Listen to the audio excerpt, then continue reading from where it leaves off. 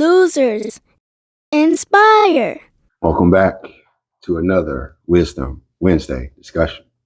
I am your guide, Nspired, generating, uplifting, inspiring, developing, and empowering you to live inspired every day, forever, because that's life. Today, you have to. There's no other way around it. You don't have a choice in the matter. You have to. What we're talking about is the power of inner love. As we start this August, first week of August, this is our first Wisdom Wednesday discussion of August, and the theme for this month, we taking off. We up out of here. New opportunities are coming your way. May have been not necessarily a time of challenges, but maybe you went through some challenges. Maybe you observed some things and hopefully learned something new. You lost and you were inspired by that, because here, to lose is to love, outreaching, set expectations. Okay. To be a loser, as we keep saying, is to love, outreaching, set expectations regarding ourselves. So July, we lost some things. In October, 2 months from now, in August, we are going to regain a lot of things. And if you didn't lose, we're about to take off either way. We're going up, and away. And so we start this by talking about the power of inner love, because this is the only way we're going to what is meant for us. And that's why the title is Because You Have To. Not T-O, but T-O-O. So we're going to start with because when we say have to, right? H-A-V-E-T-O, we are talking about expressing an obligation or a necessity. So if somebody's like, you have to go, you have no choice. I have to go to work. I have no choice. I did it because I had to. We're talking about have to, T-O-O, meaning also have, or to have in excess. So when we say because you have to, we are saying because you have it in excess, and because you also have. And what we're talking about is the power of inner love. You have that in excess, and you also have it. So you have two. You're not without. And I wrote in my journal, which inspired this discussion. And so I'm going to read that excerpt that I put in my journal. And it was a must, not because you have to, but because you have to. It is in you. The requirements do not come from outside you, but from within you. You give because you have it to give, not because you want to receive, yet because you want it to be received. So we're not doing it for an outside obligation to see the results outside of ourselves, because if I give this, somebody's going to give to me. No, we're doing it because it's in us. We're doing it because we have that and we need to give it because we want to see it received. And in the times that we're in now, what would it hurt to give more? Because you have it to give. Not coming from a place of being depleted or a lack of. We're coming from a place of abundance. This is the season that we're in, an abundant season. This is a season that reminds us that we are abundant. Always have, always will. So this week we return to the root of it all, the emergence of self-love, internal, not externally. This isn't something that we earn by perfection or approval. This isn't that love. This is real love. When we say I'm searching for a real love, it's a love that radiates from within because it was always there. It didn't go away. Maybe we closed our eyes. Maybe you got in our eyes some dust. It was hard to see. It wasn't clear, but it was always there. It never went away. It never goes away. And so my journal entry reminded me that you love, you give, and you shine because you are it. I know, no, yeah, you got it. And now it's time to give it. And so this isn't about us forcing positivity. I've actually heard that, before. Like, sounds like the just preaching positivity and it sounds just good all the time. No, isn't that? This is about learning to nurture our inner selves, our inner soil, so that what grows from that is rooted in something real, not something fake or that doesn't last, that is fragile, rooted in something real, rooted in you. This soil that we're talking about goes right into our life principle. That inner love is not something you gain, it's something you reclaim. Talked about sovereignty last month, and that continues because we are becoming sovereign within ourselves, not necessarily relying on the outside as we have before. We're going in now. And as we go in, we see what comes out. We want to live inspired, which means we love ourselves enough to rise, not because life demands it, but because your soul remembers it was always yours to give. It doesn't forget. It's a reminder of who you are and what you have in you. Because a lot of times we focus on what we got on us. We forget what we have in us. And it's that inner strength that helps you shake the haters off, wipe the dust off your shoulders, to continue to get back up, to be resilient, to rise where you may have fallen before. So let's start with our affirmation. Let's affirm that my inner love radiates through every part of my being, my fingers, my toes, my eyes, my ears, every part of my being, my inner love radiates through. The intent is to explore how our inner love provides the emotional foundation for true transformation. You truly want to transform?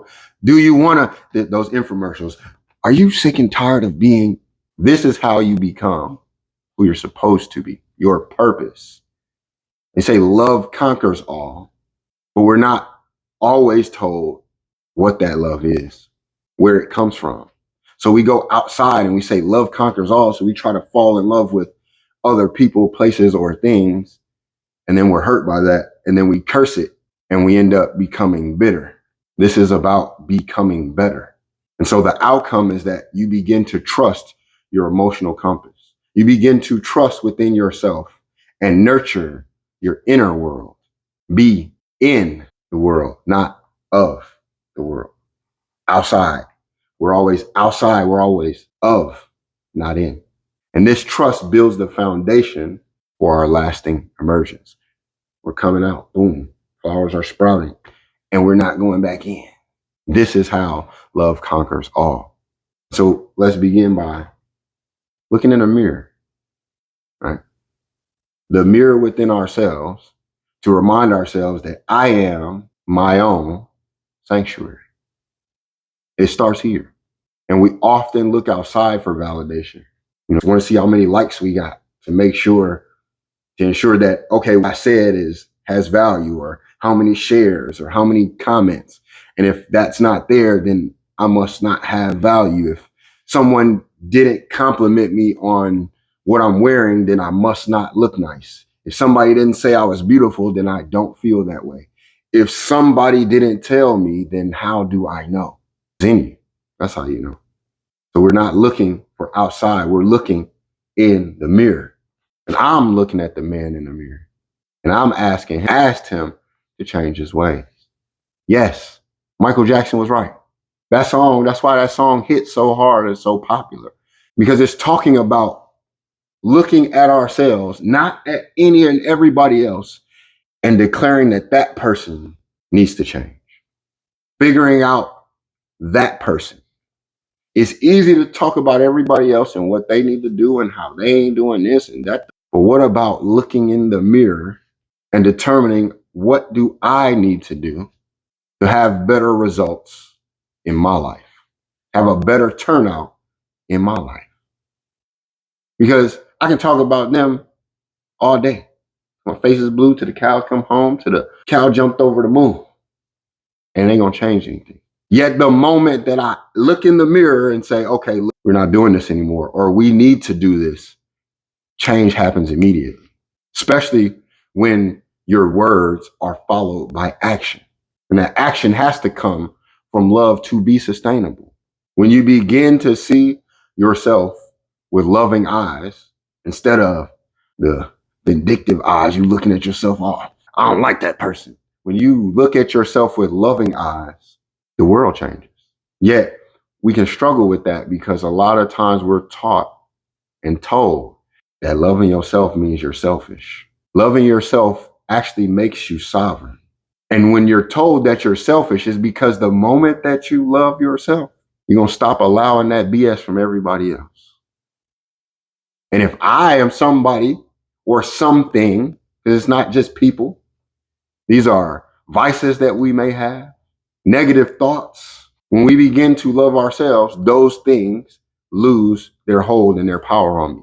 And if that thing relies on me to not love myself, the moment that I love myself, of course I become selfish in their eyes. Because when you are sovereign, you don't need all that. You're self-sustaining. And a sovereign nation is not going to be liked by other nations who need to take from it. The moment you start saying, hey, hands out of my pockets, and people got their hands in your pockets, that's when they get upset. How dare this person start standing up for themselves and loving themselves and da-da-da-da. Yet we've always felt that. We've had that calling, like, this person that I'm looking at is me. How could I not love myself? Why do I not love myself? Because if I don't love myself, how can I really say that I love anything else? And our wisdom anchor are going to back this up. The first one comes from Buddha. It says, you yourself, as much as anybody in the entire universe, deserves your love and affection. You, as much as anybody, your mama, your father, your brother, your sister, your husband, your wife, your friend, you yourself deserves your love and affection. What happens when we begin to give ourselves love and affection? Does it mean that all of a sudden you don't give it to anybody else? No. It means that you don't rely on those other people, places, or things to give it to you. You are now able to give yourself the compliment. You're able to, one of the big things that I've seen, and I noticed in myself, I used to see it on social media a lot. He would be like, I took myself out.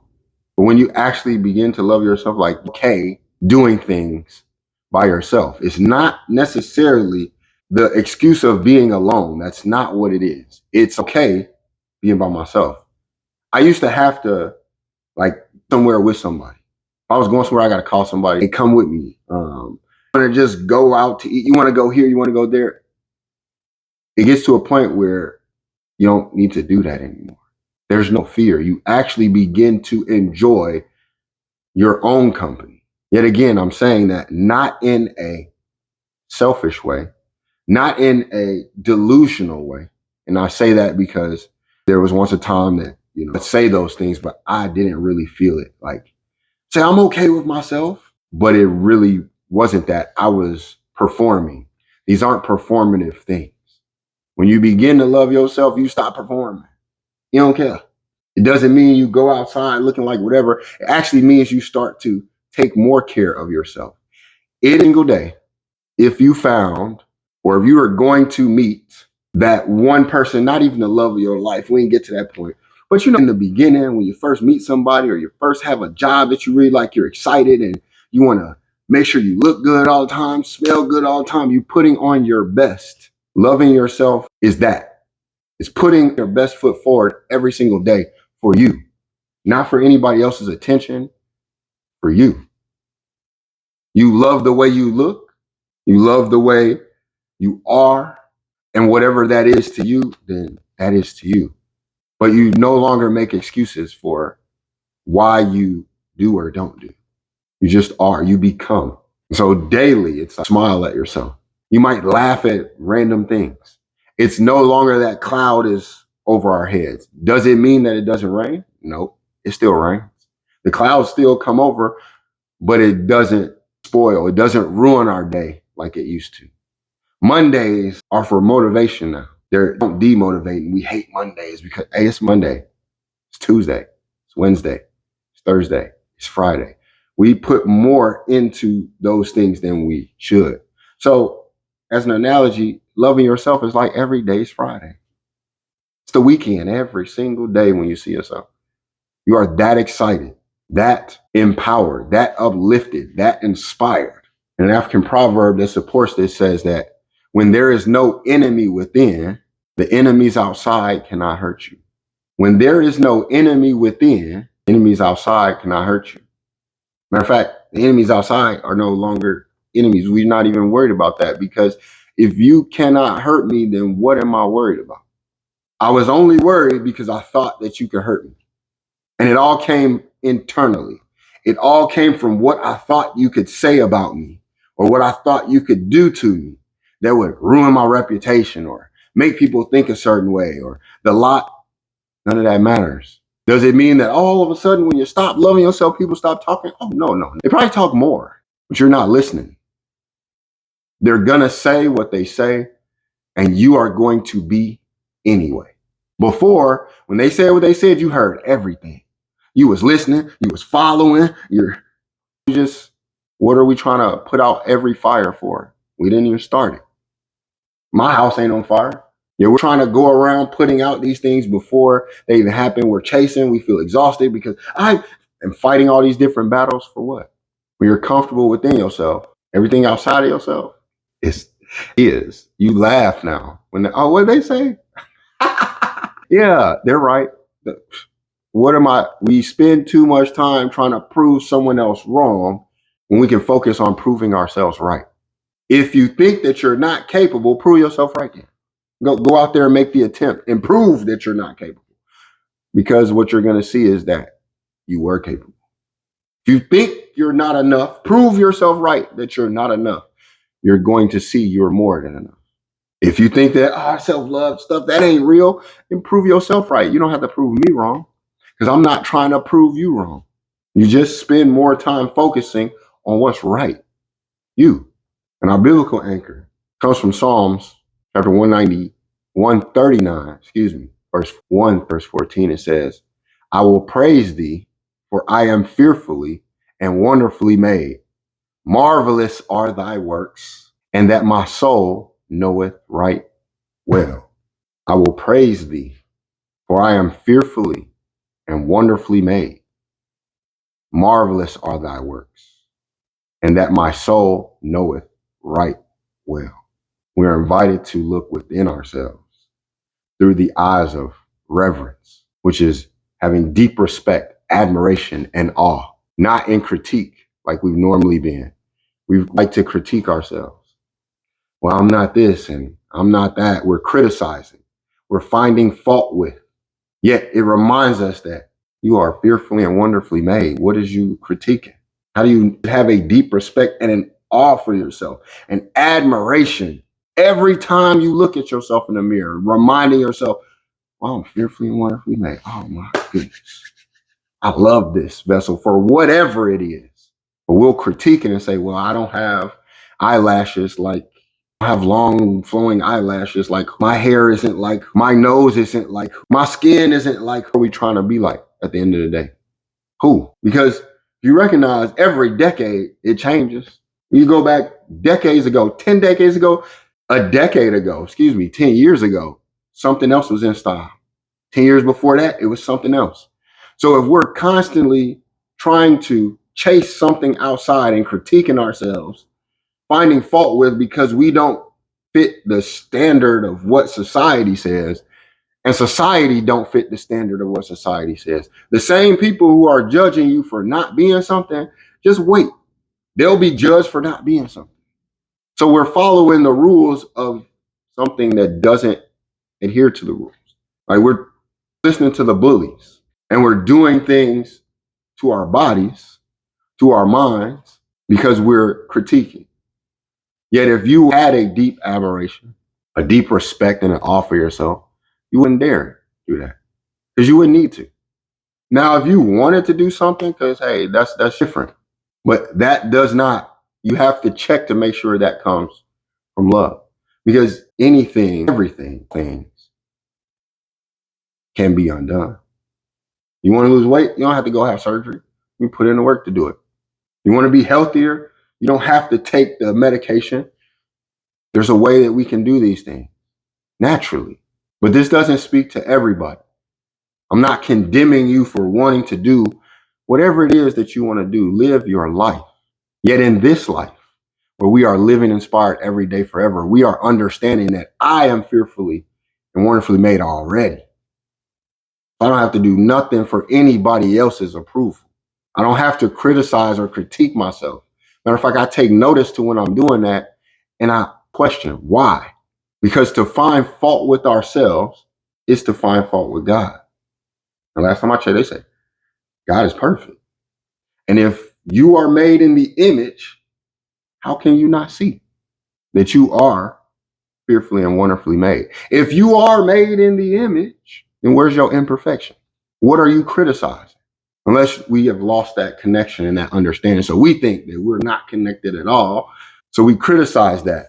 When we look in the mirror, we don't look in the mirror. We avoid that. And if that's what we're doing, then we don't have a connection to God. So then I understand why we want to go change those things. Or we feel like we can enhance something that was already perfect instead of falling in love with that and seeing that. I've been there. I say all the time, I wanted braces because when I was growing up, having buck teeth and a gap, nah, bruh. And an overbite, nah, bruh. You ain't cutting it. Yeah, I was not in the in crowd. I was not in my mind. I was not good looking, beautiful. I was not desired. So I just internalized that.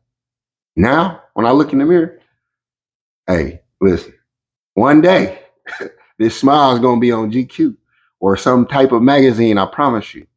If I got to create it myself, because that's how I look at myself. And I don't have braces. I haven't gotten any surgery to correct or whiten my teeth, or my overbite is still there.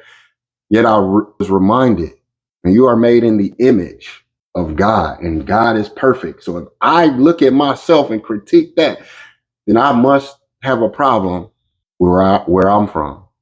I must not love myself. Where's my anger coming from? My parents? Do I not love my mother? Do I not love my father? Do I think that they are ugly or not beautiful? Where is it coming from that I've embraced this? I know where society told me, because they say, hey, you, young black boy, you have no good qualities. This is earnest. You come from savages who had no good qualities. And then I grew up and I began to study myself and say, wait a minute, that was a lie. And that was a lie. To the point where everything I was told from society was a lie. Yet the things that I knew, that I felt internally, that I didn't embrace those things. I was fearful of those things, the dark. And so we always look to the light, positivity. I was afraid of the dark. I was afraid to be still, to calm, to be quiet. Like when I was sitting in the house, it would get quiet. I'd be like, you start hearing things. And you're like, oh my God, what is this? Something's in here. Ah, the lights. That comes from being afraid and not loving our inner selves. And so I want to go back 2 verses. For in Psalms 139, verse 14, it told us about being fearfully and wonderfully made. Yet in Psalms 139, verse 12, it says, even the darkness hideth not from thee, but the night shineth as the day. The darkness and the light are both alike to thee. So if God embraces the darkness and the light, why then does man run from one, clinging to another, and then calling ourselves holy, saved, divine, or that we are abiding by God's will? When it says, the darkness and the light are both alike to thee, God embraces the darkness and the light. Was it not from darkness which light came? Yet we'll push one away and embrace the other. You push yourself away and you embrace the other. These things go together. For to not have a love for yourself, I'm a stand on it. You can't say that you really love God. We can be taught this, we can be told this, but in your heart, in your mind, and in your gut, it is not aligned. And we are told this and shown this over and over and over. That's why we are backing this up with multiple different scriptures from all around the world, because it tells us the same thing. And it's time for us to start listening, to start learning. What we learned, maybe we have to unlearn it so we can relearn. This is the time for that. Out with the old, in with renewed life. In order to live inspired every day forever, you have to have love for self. Will you not see the divine in me? For I am divine indeed. Remember, say to yourself, I am not accidental. You're not an accident. No matter what your parents said, how you were born, be like, look, we wasn't playing. I don't care. They ain't have to plan you. I'm a parent, and I'm telling you, we ain't playing a lot. You ain't playing for them kids. You ain't playing the next day, how you was going to wake up in the morning. You didn't plan how you was going to manage your expenses. We didn't plan what was going to happen after high school. You don't plan. We think a lot of ourselves that we have so much control. Yet you're not an accident. No matter how you was born, no matter what ailments you was born with. I don't even like the term. What's the new term everybody's using? I don't know, but I don't like seeing. Maybe this is because I've had individuals in my family, and I believe we all suffer from some type of. We all have our deficiencies, but when we see another group and we say, "Well, they are," same thing of the word. But you have, for instance, my cousin had syndrome, or actually my niece, but I don't look at her as being deficient. She learns a different way, because then I'm going to say, oh, I'm perfect and you're not. I don't see it that way.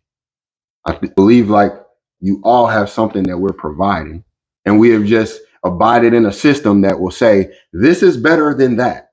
So you try to compare, and then if you don't match up to that thing, then you get casted out, but nothing matches up. So we ostracize other people. You know why? Because those people and ourselves at that time didn't have that self-love. So it's easy to look at others and say what they don't have. It's easy to look at yourself and wish you were somebody else when you don't love yourself, when you're not in awe of who you are, when you don't remember that you are fearfully and wonderfully made, when you believe that you're an accident. I am intentional. You are intentional. You're not an accident. So if I am intentional, then I shall live with intention.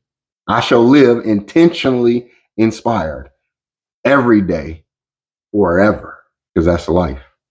Is it not time to live? Is it not time that you live? I believe so. So we talk about being rooted, because if we're talking about living and we're talking about internal self-love, we have to be rooted in compassion, our emotional fertility. Rooted in compassion, not for everybody else and then not for yourself. It comes from here first and then it radiates out of us. So instead of resisting our emotions, what happens when you hold them with love? What happens when you hold your emotions? Instead of resisting it because you don't want to go there, what if you just hold it? This is your inner soil. Your inner soil must be tilled, not judged. To till, when we till the land, it means to prepare for planting by creating a suitable environment for root growth and nutrient absorption. When we're talking about tilling our inner soul, it's the same thing. You have to make room for a suitable environment to come. So you got to get some of that old out of you. Wasn't supposed to be there in the first place. It got in there somehow, some way. Okay, in there. We can't spend time focusing on my parents and generational curses. Okay, you identify what you picked up from your parents. You should be removing that. How are you still blaming your parents when they didn't even know? So how am I going to sit here and blame my parents, my mom, who passed away when I was 5? I'm blaming her for certain things that have in my life. I'm blaming my grandmother. I'm blaming my family who I was raised around for things that I'm going through. Now, once I recognize, oh, this is where I get this anger or this attitude or this way of looking at things, I don't have to sit here and keep blaming them. Because when I actually sat down and thought about it, when I actually sat down to put myself in my mother's shoes, in my grandmother's shoes, I said, well, damn, how would I have turned out if I was born during a time where somebody could be blatantly disrespectful to me? When I've watched my loved ones get killed, mistreated, when I myself was mistreated, my voice diminished. Would that make me? Would I not have some anger in me? Would I not have some resentment in me? Yet not one time did she purposely put any of that in me. She got mad at things that we said. She got irritated. She got frustrated. And that would cause her to react vocally. Yet to sit here and be like, yes, it's her fault for... No, it's not. Because whose fault was it for her being in that position? I am thankful that I'm even able to see these things and then have the audacity to be stubborn enough to say, you know what? Going in. To be hard-headed, to say, no, I'm not about to follow your way. I'm going to make my own way. To be resilient, to be persistent. If you're not going to give yourself kudos, if you're not going to appreciate and love yourself for that, then who is? And why do you expect them to if you don't? Please come love me for the parts that I don't love. No. Because what actually happens is we get manipulated. When somebody knows what you need from them, that's how they hold it like a carrot in front of your face. Then they take it away from you and make you beg for it, do whatever for it, then they give it back to you. That ain't love.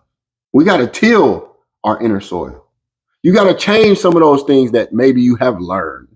You got to unlearn them and begin to relearn for yourself. Because I got children that's going to have to do that for themselves. I put certain things on them that I wasn't privy of at that time. Yet I can't go inside them and take it off. Yet when I begin to change myself, now they see a new image. They see the ability to change, and then they can choose whether or not they want to do that. But they can't say, well, I never saw that. And to be honest, I don't think we can choose not to see it, but we've seen these things. Because the universal Most High God is not cruel like that. You may have been born into cruel circumstances, but you are always shown the opposite. You're always shown a way to get out of that. You're always given something to circumvent that. Whether it be one person in your life, one opportunity, all it takes is one. We may choose not to see it and choose not to accept it, but it doesn't mean it's not there. Just like you choose not to love yourself, it doesn't mean it's not possible. You may choose to see yourself as imperfect. That don't mean that's true. We may live in fear. It doesn't mean we're supposed to. So we have a choice. This is what free will talks about. Yet we only express that free will in certain circumstances. The free will means you have the power to change any and all things when you know how. If we're going to accept any and all things, how we think we don't have the power to change any and all things. And so the wisdom that we have to back this up comes from the Bhagavad Gita, chapter 6, verse 5. It says, let a man lift himself by his own self alone. Let him not degrade himself, for the self alone is the friend of the self, and the self alone is the enemy of the self. Let a man lift himself by his own self alone. And this is just coming up right now, so I'm going to say this. If you hear, let a man, and you just happen to be a woman, it applies to you as well. Let's not get caught up on these phrases and not recognize that woman and man, take the W-O off. We are similar. They may have spoken in a certain way, but we need to remove that so we can start hearing clearly and start seeing clearly what it is that we need to do. So let them lift thyself by themselves, because it is only the self that is the friend of the self, and it is only the self alone that is the enemy of the self. So we thinking this person's against me, that person's against me. Is you and only you. You are your friend and your worst enemy. Is you who are going to talk down on yourself, to talk you out of an opportunity. It is you who are going to motivate and inspire yourself to go after an opportunity, to overcome certain circumstances. You may be reminded of something else, but you know how you're reminded? It comes in your mind. Unless we sit in front of devices all day and sit in front of a TV all day, then it tells us what we need to do. And the news will tell you how you need to feel. And at that point, we are not able to discern where our mind begins and their mind ends. Because you're hearing all these words all the time. This is why we're told to be still. So that you can discern, wait, that's not even my voice. That's not even me saying that. And if we're not able to discern our thoughts, how do we know when we have heard from God? God is telling you to do some shit that God ain't ever told you to do. And we're ascribing it to that. And we're listening to people who are telling us what to do, when to do, how to do. And you have been given an internal compass that you tap back into, that you reclaim, and then you're guided on the right direction. And then in Buddhist teaching, Thich Nhat Hanh says, to love without knowing how to love wounds the person we love. You must love in such a way that the person you love feels free. To love without knowing how to love wounds the person we love. So we must begin by loving ourselves properly, not urgent, not in a hurry, not in a rush. It takes time. And personally, it took time for me because I loved without knowing how to love. And I wounded, thereby wounding myself. I wounded my children. So I love my children, yet because I did not know how to love, I ended up wounding them. And in developing the love for myself, I learned how to then love someone else, thereby healing the wounds the wound I caused. Yet before that, I was doing it like everybody else. Oh, no, supposed to do this, supposed to do this, supposed to do that. Giving my all to everything and everybody else until you had nothing left. And the fact that I'm actually even sitting here telling you about self-love, that's an act of God. Because if I was in control, my self-hating self shouldn't even be here no more. Like I should not be sitting here right now telling you about self-love. Because I hated myself so much, I was willing to get up out of here, to give society, the people around me, what they wanted. Oh, I am a problem for you. I am no good. I'm not worth anything. The things that we tell ourselves to bring ourselves down, the things that we accept, I believe that so much that I made an attempt on my own life. And so I sit here not as somebody who is wanting to preach to you. I don't want to prescribe to you. I am simply telling you my life. And I didn't even want to do that because I was so fearful about what somebody would say, what somebody would do, because I saw how I was treated. Yet it's in me. It ain't on me. So my focus was to keep going. And the universal most high God said, this is what you're going to do. So when I say live inspired every day forever, when I say to never stop prospering, it requires effort daily. When I say to live means to listen, invite, verify, and express, I'm telling you from experience. So I'm not able to say, oh, I know what you're going through, but I know what you're going through. We may not be going through the same thing, but if you was down there, oh, I was down there too. And if I can make it back up, then the person you're going to come talk to and say, I can't. It's not me. It's not going to be me. And this is where maybe I have personal problems in the world because people want to say I can't, and I want to say you can. People want to say I'm not, and I want to say you are. I want you to say that I am and stop putting negatives after that. Because maybe you were told that or taught that, and it's time to unlearn that because what God is for you is a life where you receive all things that are meant for you. All things, not just all things. It just requires something from you. And that something is to develop and cultivate that inner soil, to till that soil so all that stuff can be removed so we can start planting anew. Time to get in the mirror.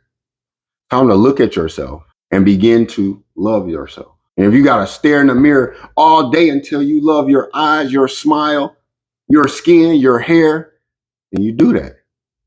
That's the commitment we're talking about.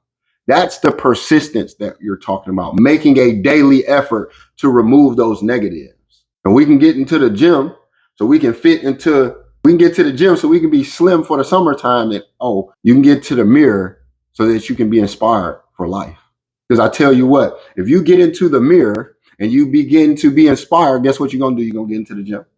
Guess what else you're going to do? You're going to start eating right. Guess what else you're going to do? You're going to start drinking more water. You're going to do all these things that you keep telling yourself or hearing everybody try to sell you on. You're going to start doing the things that benefit you, and it ain't going to be hard. And the reason why I said it's not going to be hard is because I believe that you are here, that we are here to make hard things look easy or become easy. We all go through something hard. And then on the other side, you look back and be like, that wasn't even that bad because you went through it. Unless you haven't went through it yet and you're just standing at the door afraid, then it's going to look harder than what it is. It's going to be more intimidating. You're going to swear that you're not enough. You don't have the credentials. I'm not as talented as they are. You say whatever you want to say to yourself to limit yourself. I just want you to understand, you too big to be little. You have to recognize where you are already enough and begin to live like that each moment of the day. You might have setbacks where fell back. Get up. One of the things that I think we overlook a lot of times is you get up every day. You fall down and you get up every single day. What are you talking about? Unless you are a vampire and you sleep standing up. Even if you sit on the couch, because I know people swear they don't go to sleep and all this. Even if you sit on the couch and doze off, you lay down and then you rise up every single morning. Every time you rise up, that is a renewal, unless you're stuck to yesterday. So it pulls you back down. But yesterday happened. You went through that. It is now today. Tuesday came and went. We are on Wednesday. And tomorrow, Wednesday, will have been gone. So we can't even focus about this right now. We're only focused in this right now. This moment is it. Whatever happens after this hasn't happened yet. What happened before this has already happened. Begin to clap. Give yourself kudos, praise for getting through that. Man, I had the hardest day at work today, but I got through it. Don't come in tomorrow talking about what they did. Cut it out. Because what happens when you stop doing that, when you go to work tomorrow and you ain't worried about what happened yesterday and they can't get to you, that's going to bother them. Right now, they may be unbothered because they're able to get under your skin. When you seen somebody that smiled when you was down, like when you were angry, they smile like they're happy. Then when you're happy, they're angry. What would you prefer? For you to continue to be sick? For you to continue to be hurt? For you to continue to be unhappy so that everybody else can be happy and healthy and whole? And you keep telling yourself, this is my lot in life. This is what I'm supposed to. I challenge you, show me where that was, because I was there too.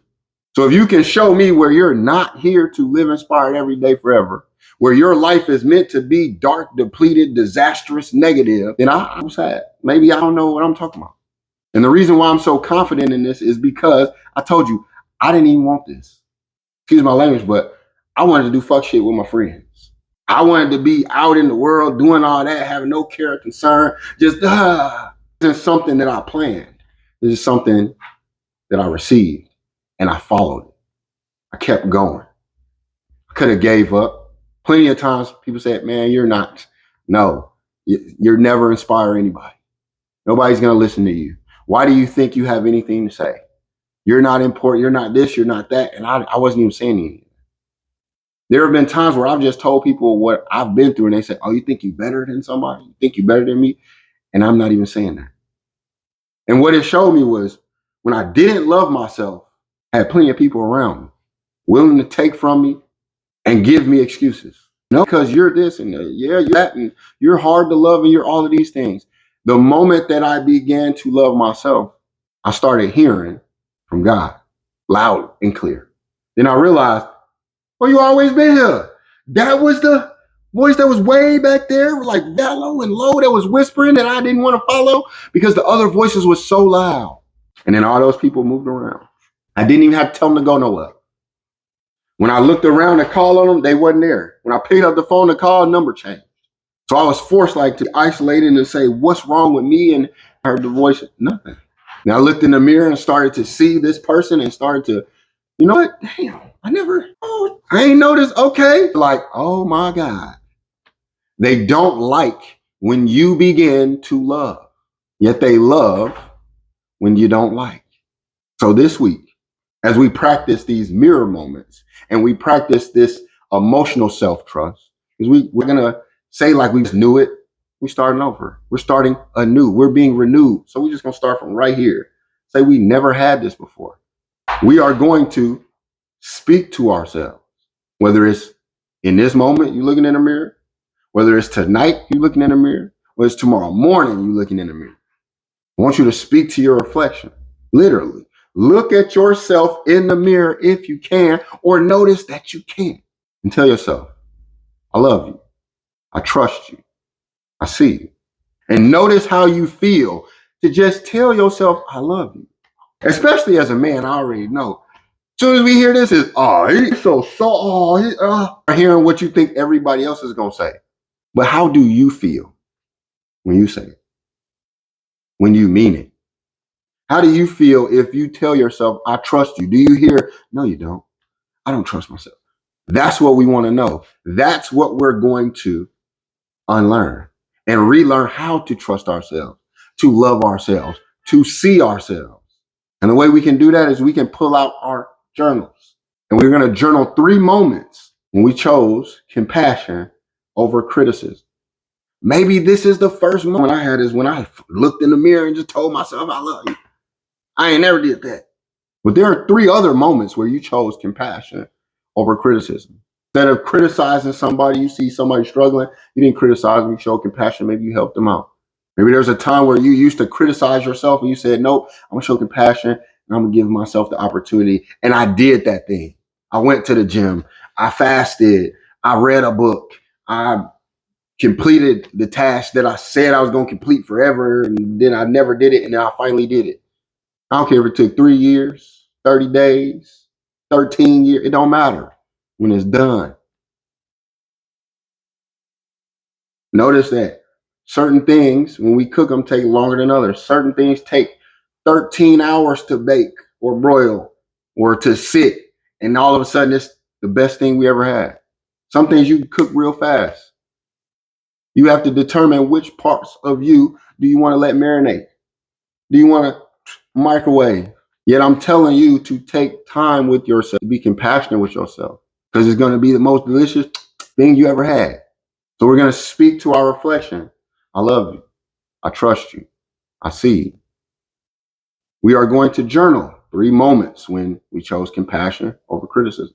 Then we're going to reflect on what it felt like to give love, not to be loved, but to express what you already possess, what you already present. So reflect on the time that you gave love, not giving it so somebody would give it, but just you gave it. And if you can't, maybe recognize that we have not done that. So now we're going to take steps to get there. You give because you have it to give, not because you want to receive, because you have to also in excess. So what are some things that trap us in this shame cycle where we're rather to be shameful instead of being loving?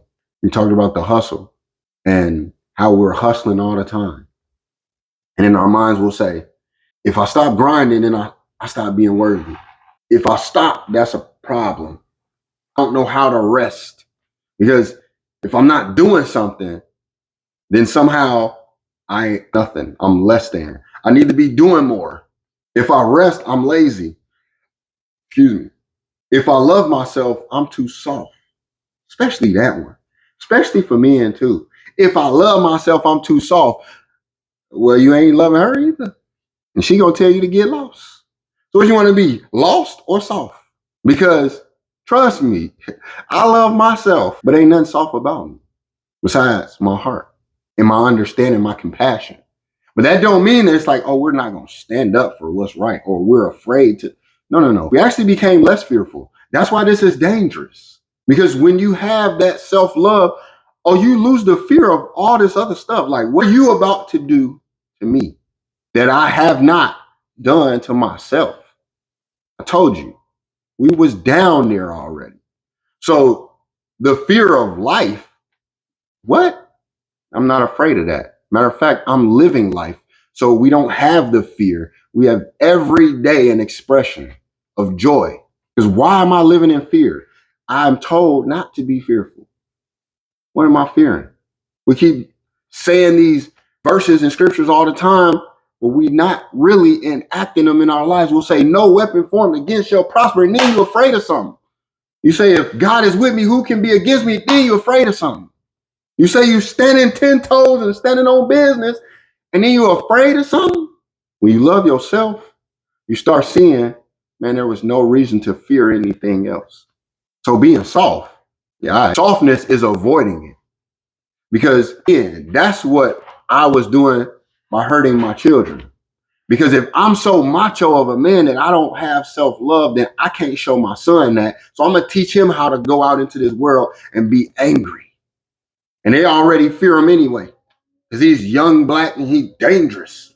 So I'm going to give him that to go out into the world with and not know how to handle his problems the right way. So he's going to react to everything based off emotion and fear. That's what we call it soft. Those who are too afraid to express love, to say, I love you. Oh man, because I'm worried about what somebody else gonna say. Right. I don't know how you can be divine, righteous.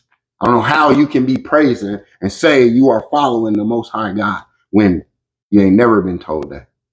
You have actually been told the opposite. This is actually how we reconnect. So all that goes out the window. This mindset of, if I don't do this and if I don't do that and if I'm this, then I'm that. No. The barrier to that is that emotional abandonment. You've been abandoning yourself. You fear emotional abandonment from others, but you abandon yourself. You perform for worthiness. You performing, trying to get everybody to clap for you. And if they don't clap, you don't feel good. You don't perform for worthiness. You pause in it. You already worthy. So what you performing for them for? Now when you actually go out to perform, it don't matter if they clap. But you damn right they're going to clap because you're not doing it for them. I told you earlier, the moment that they know that you need that, this is when they don't give it to you. This is when they're going to take it away. Make you tap dance for it. I don't even want it. They're going to be banging on your door. Please, here, take it. Here, you want more? Because you don't even want it. Worries about it. It's okay. Nah, I'm good. Keep that. Have you ever been in any type of negotiation or argument and you was just like, you know what? Never mind. I don't want it. Watch how the tune changed. Wait, go to the car dealership and they're hassling you for it. You're like, you know what? I'm good. I'm going to go down. Hold on. Wait. If you buy now, we'll throw in 3 free things. They start compromising. All of a sudden, they got it now. All of a sudden, you can have it. All of a sudden, it's a discount. All of a sudden, they're apologizing. Your mind can't be focused on that. You can't be doing things for that. You do things for the love of yourself, which connects you to the universal. And that love is now reciprocal. You give it and you're not looking to receive, and you turn around and you got everything you ever wanted or needed. Well, because the focus is on the lack and I don't have everything and I'm not anything and that you're surrounded by. And I know it sounds cliche. I know. I'm telling you, I was there. I was hearing this stuff saying, what, man, this sounds so, huh? And I started living it. And the things that I could tell you, you wouldn't even believe. Because they're my experiences. And I ain't even believe them when it was happening. You have different experiences than everybody else. Unless we include ourselves like we else. And now we're all talking about the same experiences that we've experienced. But none of us is wanting to change and create a different experience. So yeah, I've had the same experiences. I've been hurt in love. I've lost. I've experienced prejudice and racism. And at one time, that ruled my mind. I was like, you know what? It's somebody trying to keep me down. And then all of a sudden, I stood up again. And then all of a sudden, they can't keep you down no more. All of a sudden, they don't have as much power as I thought they had. All of a sudden, I realized I was giving my power away. And you know what happens? They move away from you, and then they turn around and they try to silence you. They try to discredit you. And that's what you remember. Like, whoa, like all these trolls that you're afraid to start your YouTube channel, you're afraid to start your podcast, you're afraid to start talking, whatever it is, start helping because you think somebody's going to say something. They are going to say something. And you still have to keep going because after a while, those same people that talked about you talk about you. They're going to be like, him. And you remembering like, this person that told me that I never could is now trying to discredit me. That must mean that I'm doing it. Got to release that fear. You got to embrace the love. You got to pause in worthiness and stop performing for worthiness. So what if they don't like, share, subscribe? Do it anyway. If you're watching this video, look down. Oh, you're going to see we ain't got a lot of likes, shares, and subscribes, and we're going to do it anyway because it's not about that. Because I wish I had somebody that would have grabbed my hand or that would have told me their story or share with me that it was possible. I didn't. I had to literally dig myself and teach myself certain things and to say, you know what? All right, regardless what they gonna say, what they possibly can say, I don't care. Like I've actually come back from something that I personally know people who did not come back from. And I know for a fact if they had that understanding, if they knew who they really were, they wouldn't have done that. I wouldn't have lost my veteran brothers. I wouldn't have lost my friends that I grew up with. I wouldn't have lost family members. And somebody out there may be hearing this and could possibly use it. And I may never know. And that's fine. Because my life, I am living inspired every day forever. So nobody can ever come to me and tell me, oh, that's not possible. That's not real. I mean, they can, but I won't believe it because I'm doing it. And so as an example to show that you can do it, that the moment you know yourself, you have known the most precious thing in existence. That is a quote from Osho. So if we know ourselves, we know the most precious thing in existence. If we don't know, we have no idea. The Diary of, they say that on VH1, didn't they? Oh, I dated myself, but I don't care. But that was one of my favorite shows, like VH1. You thought you know, but you have no idea. Behind the scenes, look at somebody's life, and you'd be like, I never knew that person was struggling like that. Now we're going behind the scenes in our own life. But we don't want to just talk about it. We want to be about it. We want to take the leap to live inspired every day forever. So this is the moment where we get to our LEAP protocol. To put self-love in action. Remember, to leap means to locate, engage, anchor, and propel. So in order to do that, we have to listen, invite, verify, and express. That's to live. So we take the leap to live in self-love. First step, you're going to locate, right? And you can write this down. These are prompts that you can write down and come back to. So your prompt for clarity is, I've withheld love from myself around whatever that was that you withheld. My lack of self-worth, shame, lack of compassion for self, my critique, because I'm always criticizing. I withheld love from myself around blank.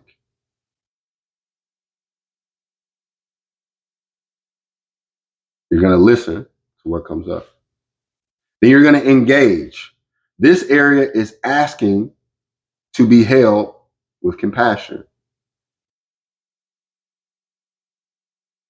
This is how you engage. This area, the blank from around whatever, this area is asked to be held with compassion. Then you're going to invite that compassion into your life in whatever aspect you need to, based on what you located. Then we're going to anchor in, or anchor down. When we anchor down, we like to bring in that body, mind, spirit alignment. Hand on the chest as we recite that I am already whole. I am already whole. And we verify that through our body. How you feel when you say that. You feel that calm coming over you. You embrace that, or you don't. You reject it. You're like, oh, no, I'm uncomfortable. That's okay. You don't start at the finish line. We get to the finish line.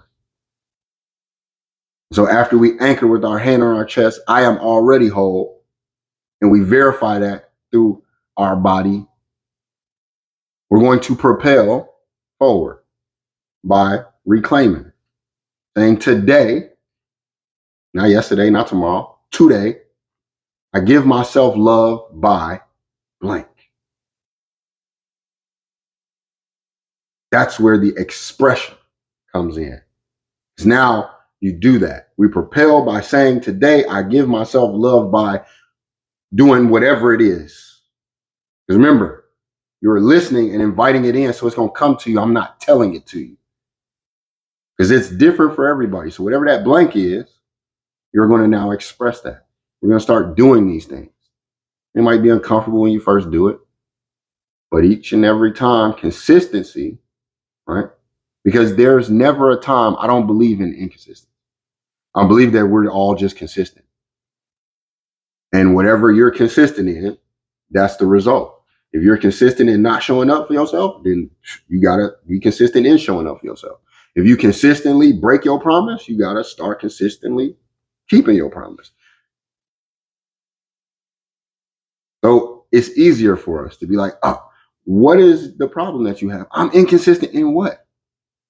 No, you're just consistent in doing that. So reverse it. Stop doing that and start doing this.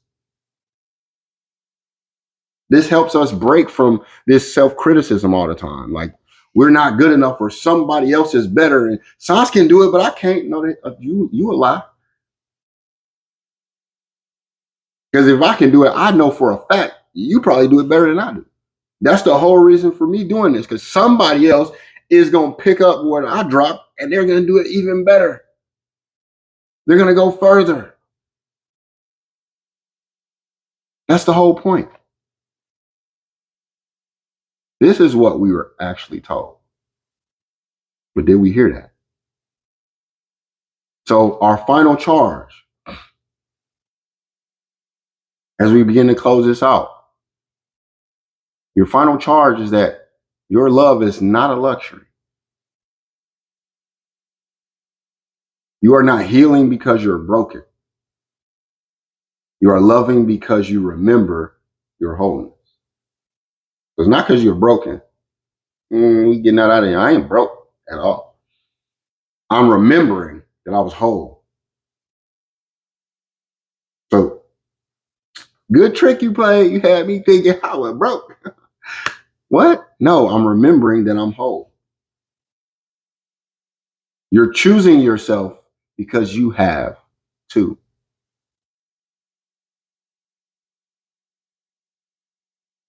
It's a must. If you don't choose yourself, then what? We expect everybody else to. And that's where we run into our problems. So this week's challenge, you saw the general props we did earlier. Yep. Maybe you didn't do that. That's cool. But I got a challenge for us, for you, even for myself. This week's challenge, we're going to be soft. Oh, soft. Yeah. You're going to write a love letter to yourself as if you were your own beloved. I know for a fact I'm doing that.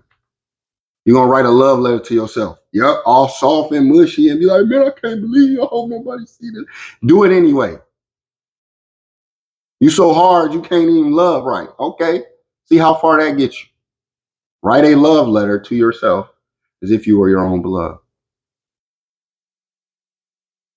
That's number one. Number two, Uno, dos, y, are. You're going to speak one truth aloud each morning. I'll give you this one. Because if you don't have it, if you don't have something, you can speak one truth aloud to yourself in the mirror. You know, say, I am worthy of my own love. And just watch how you go.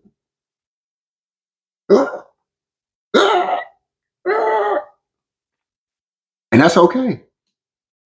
But as you begin to do it, you're going to start like this. You're going to start like this. You're going to start like this. You're going to start. The next thing you know, you're going to be upright and you're going to be saying it in the mirror. You're going to have all this energy. You're going to run out the door. You're going to be happy and joy because you're going to start to see that it's true. I'm not a liar, but I lie. Meaning I live inspired every day. I've got an acronym for everything, don't you? We do. And 3, uno, dos, tres, so. End each day by placing a hand on your heart and saying, thank you for showing up. You have something that you can do at the beginning of the day to start your day. You have something that you can do in the middle of the day. You can journal out how you feeling and express those emotions that way instead of blowing up at your coworkers, at your friends, at your family member. No, I'm gonna journal this out. I'm gonna talk with God on this one. And then at the end of the day, you have something that you can do. You can just thank yourself. Thank you for showing up. Because you had to show up in your day. I can't show up for you. I didn't go through that today. Whatever you went through, and now it's nighttime, and you went through that. That was you who went through your day. So why not be thankful? Thank yourself for showing up. You thank everybody else for something that they might not even really did or didn't even have the intentions to do. Yet you are living intentionally now because you're recognizing, you know what? I have to. I have it also. It's in me. And I have it in excess. Oh, so so the final takeaway, a reminder is that when we're talking about emergence and emerging, we're coming out this cocoon now, this chrysalis stage. Self-love is not an option, it's a requirement. It's the root system. When it's our foundation, watch how you grow. You do not pour from an empty cup. You do not pour from an empty cup. You overflow because the love inside you is never, ever missing. It was only waiting to be remembered. This is your reminder. It's time to live inspired every day, forever, because that's life.